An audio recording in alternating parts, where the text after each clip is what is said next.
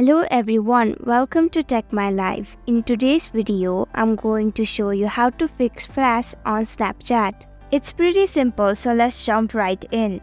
First, go ahead and exit Snapchat. Open the Snapchat settings on your mobile device. Scroll down a bit and tap on Storage. Now go ahead and clear cache. Once you have cleared the cache, go ahead and return back to Snapchat. Now if you try to take a photo with your flash on, it should work. And that's it. This is how you fix flash on Snapchat. Thank you for watching Tech My Life. I hope you found this video helpful.